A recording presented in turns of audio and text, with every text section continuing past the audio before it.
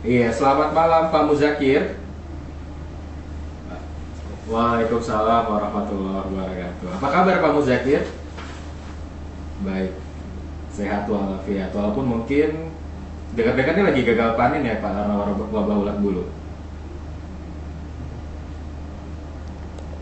Ya pokoknya Sebagian cerita besar di sama ladangnya tuh apakah hanya mangga saja atau menyerang komoditi lain Pak?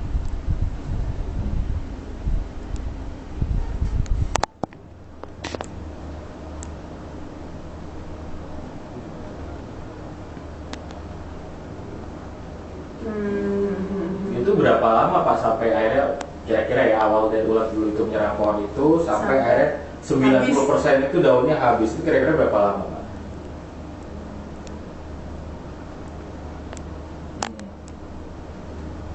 Wah, satu malam bisa beli batang. Luar sampai biasa ya. satu pohon. Satu malam satu pohon. Dan semua saat itu saat ini kondisinya sudah Habis Pak.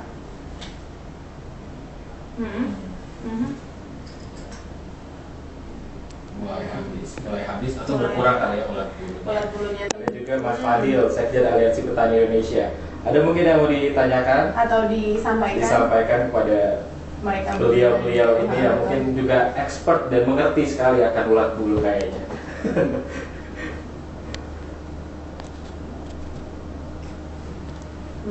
Apa Pak? Jenis ulat ini luar biasa itu. Betulnya dari ngengatnya itu sendiri ini bisa meletakkan telur sampai 30 butir per jam. 30.000 butir Per ekor ngengat. Tapi sebenarnya itu alam ini juga ada antinya itu.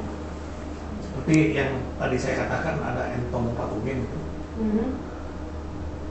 Ya pengendalian dimulai dari pengendalian hayati lagi, menggunakan parasit-parasit yang tentu saja ini harus ada gerakan pembuatan nama parasitoid itu untuk ini.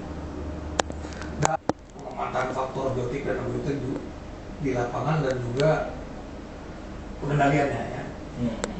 Kami juga melakukan koordinasi dengan lembaga riset yang ada di sana yaitu BPTP Jawa Timur Pak. Kalau namanya antisipatif itu sudah ada, kayak mau ada tsunami gitu, orang udah buat warning kan begitu. Ini nggak ada early warning mau ada ulat bulu. Dan kalau langkah yang dimaksud itu adalah, kayak saya baca beberapa komentar dari teman-teman kementerian itu bahwa kita akan perlu 2-3 bulan untuk melihat dulu gimana nanti ini jenis apa, kemudian saya kira kayak ada orang lagi tenggelam kemudian dibiarin dulu ya. Iya. Dilihat dulu gimana cara berdirinya gitu. Belajar. Artinya begini, saya tidak menafikan pemerintah di lapangan termasuk para PPL. Kalau kita lihat di TV sudah ada yang bawa semprotan, udah kayaknya udah luar biasa sekali ya yang di bawah tapi itu saya sekali lagi itu sebenarnya belum terlalu massal, belum terlalu masif karena ini kejadiannya berada pada kalau istilah perang itu teritorinya udah sangat luas. Jadi membutuhkan komponen di luar komponen pemerintah sebenarnya. Harus ada masyarakat, perguruan tinggi, bahkan kayak kasus kebiayaan dulu itu semua komponen masuk di sana. Dan ketika ini tidak dianggap sebagai sebuah wabah nasional, tidak ada status bahwa ini adalah wabah nasional ulat bulu, maka tidak akan pernah ini dianggap sebagai sesuatu yang saya kira sangat penting di tingkatan depan. Jadi saya kira perlu memang ketika sudah ini wabah ini sudah menyebar sampai seluruh Jawa, dan saya kira saya tidak tahu karena kelembaban pada ini April yang harusnya pancaroba ini juga masih banyak hujan. Saya yakin kalau 2010 kemarin sepanjang tahun hujan dan 2011 ini sepanjang tahun hujan, ini ulat bulu ini akan terus akan terus berlangsung sampai akhir tahun ini. Dan saya merasakan bahwa ulat bulu ini baru awalan loh. Belum jenis penyakit lain yang akan banyak muncul akibat kalau boleh dikatakan akibat anomali atau akibat kelembaban yang terlalu tinggi yang akan menyerang tanaman pangan. Tahun kemarin adalah hama putih di padi setelah umur 0 sampai 15 hari. Dan saya juga pemerintah harus siap-siap nih akan banyak serangan nih tanaman. Mengapa wabah ulat bulu tidak diganti? Secara aturan hukum haknya sama. Haknya sama. Iya. Nah, coba kita tanya langsung. Ganti rugi. Ganti rugi, betul. Nah, ini Pak Muzakir sendiri apa sudah dapat ada bantuan dari pemerintah dalam hal ini ganti rugi sejumlah uang atau mungkin bentuk lain selama gagal panen ini, Pak? Tanyakan ke bapak-bapak yang ada di sini masalah ganti rugi Ganti ini ya rugi. Mas Pak ya. Ya tapi mungkin Kita break nih Mas dulu. Pak kita break dulu nih. Kita break dulu. Terima kasih ya Pak Wow, Muzakir. terima kasih Pak Sinyal itu. Produksinya, artinya Jadi kembali seperti betul. semula. Artinya wabah ulat bulu ini tidak akan terus menyerang itu ya. Jadi pemerintah harus punya istilahnya penanganan yang pakem dan paten gitu, bisa diaplikasikan setiap tahunnya jikalau si wabah ini datang menyerang gitu. Dan ruginya juga harus pas ya. Iya, harus pas. Cuma mereka pasrah. Iya. Pasrah untuk tidak bilang nggak apa-apa deh, yang penting wabahnya di ini deh, uang mah nggak masalah buat aku. Ya habis gimana kayak mamaku tuh agak ya masih nggak ngerti gitu. Tapi kalau mau dilihat rugi juga ya kalau gagal panen, akhirnya berpengaruh juga kepada ekonomi mereka. Itu banyak faktor yang akhirnya tidak hanya menyerang si hasil panen ini, jadi tapi juga menyerang si kehidupan petaninya.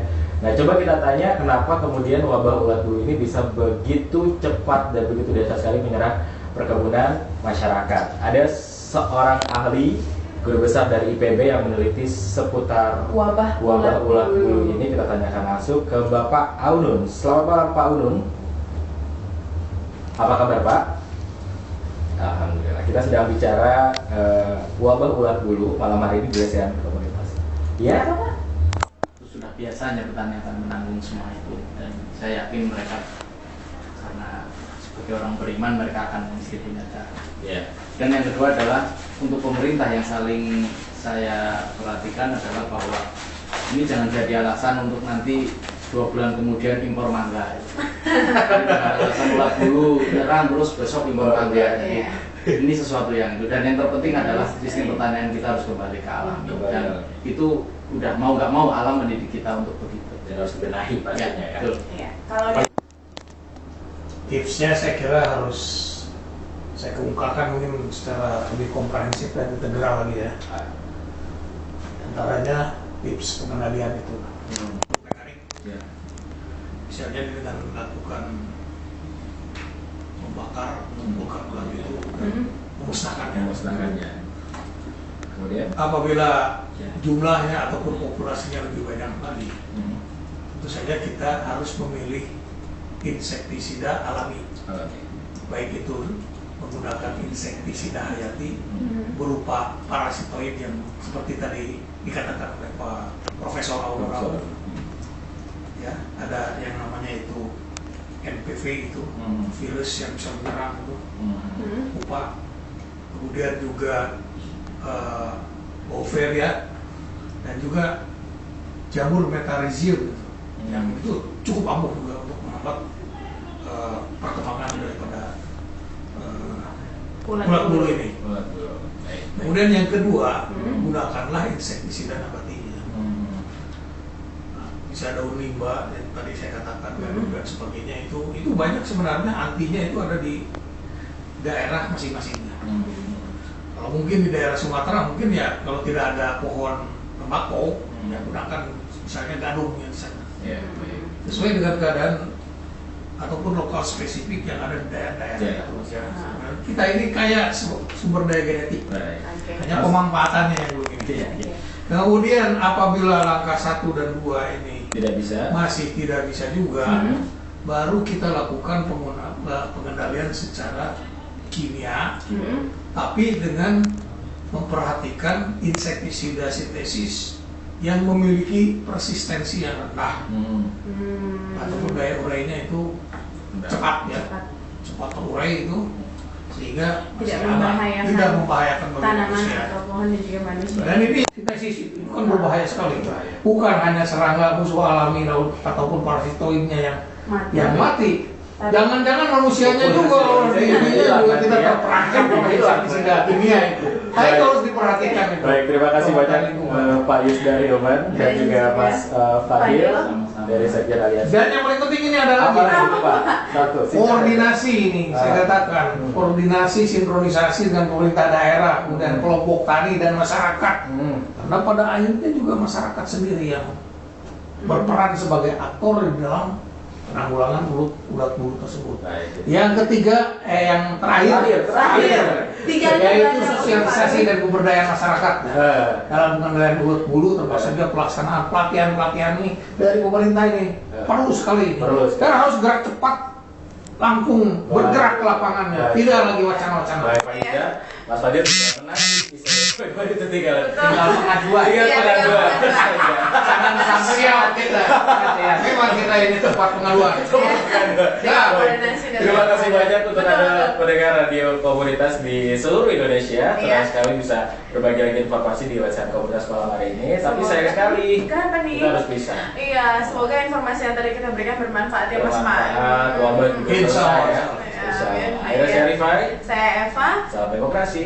dan pertahankan hak Anda. Terima kasih.